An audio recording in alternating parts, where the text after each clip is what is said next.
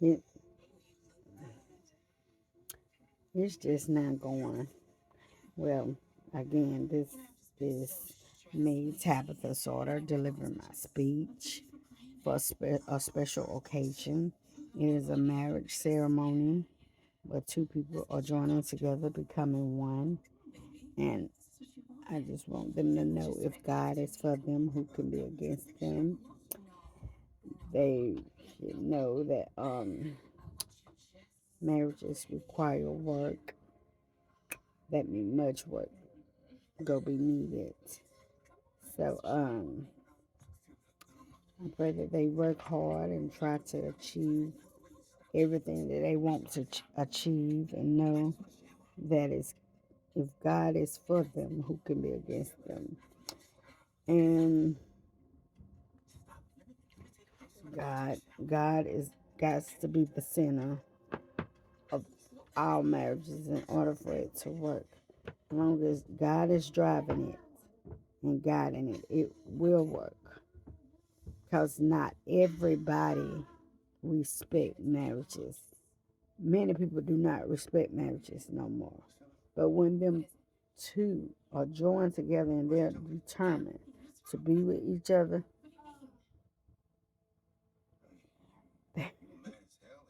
they will be sorry about that. But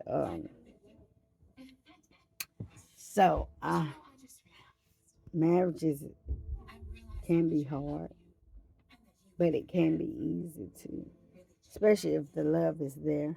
If the love is there, it means they loving each other. Marriages require work, require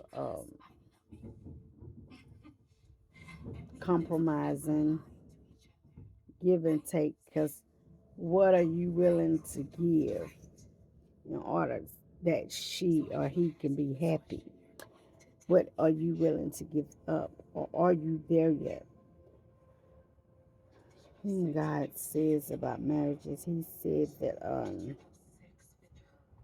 let me see what He says.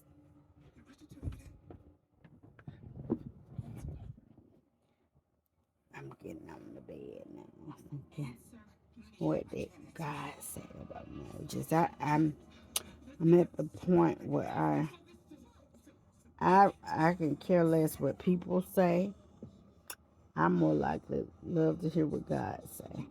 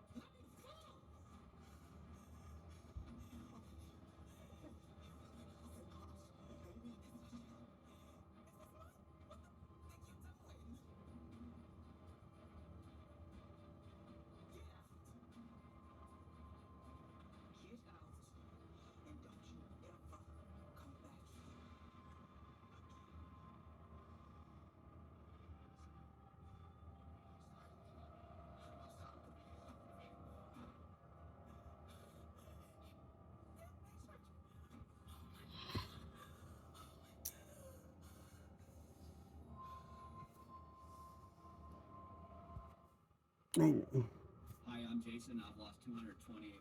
he said, I'm reading Building a Blessed Marriage, and I hope my marriage is a blessed marriage. And it's coming from the Trinity Athanasian Church, and it was written on September 6th, 2023. It's a cultivating balanced love.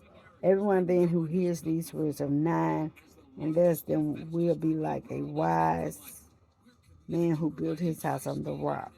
Matthew 7:24.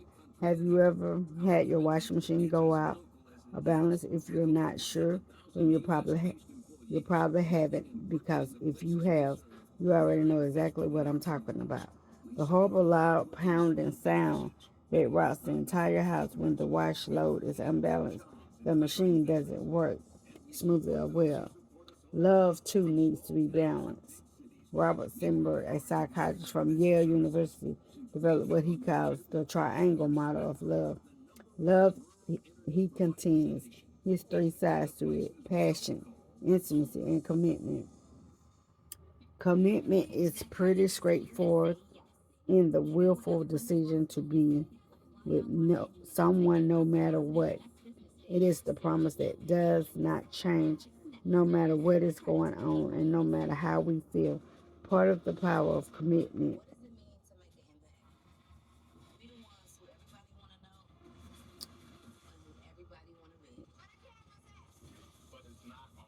Part of the power of commitment is that it provides an anchor of security that brings us peace.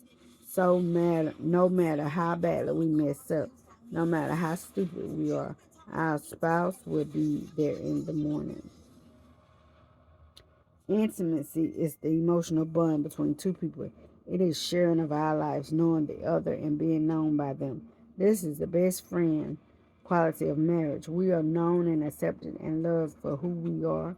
The mask can come off. Intimacy is one of the deepest human needs. We long to be known, to be noticed, to be able to trust. We have certain levels of intimacy with our friends, but with our spouse, it is meant to be a deep bond. Passion is what comes quickly to mind when we think of material love. This is the romantic impulse toward physical affection and early in a relationship. Passion can cause us to be preoccupied, even a bit obsessive. Perhaps at this point, it might be more helpful to describe the triangle as a stool with three legs. If you try to build a stool on only one leg or even on just two, it will fall. Balanced love means that all three legs are present. Passion without intimacy or commitment is self centered. Commitment without passion or intimacy is cold and lifeless. Intimacy without compassion can feel like friendship, but nothing more. You get the picture. You need all three legs. So, what does this mean for us? We have to cultivate them. We have to work on them. We have to intentionally we have to be intentional about them. Life has a way of changing the leads. Sometimes stress and fatigue make passion frizzle. Sometimes the exhaustion of having young children means that we lean on commitment a little heavier for a season. Life has a way of messing with the legs. This is why it is intentional. It is so important.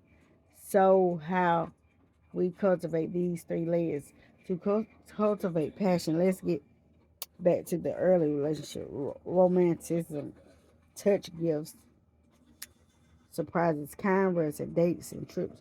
You get the idea. Be creative. To cultivate commitment, make it part of your character. Honor your word, meet your spouse's needs, and be mindful of the great importance of commitment. Think about God's faithful covenant, keeping committed love for his people. To cultivate intimacy, spend time together, listen well, share honestly, dream together, and focus on what is shared in common and grow together spiritually.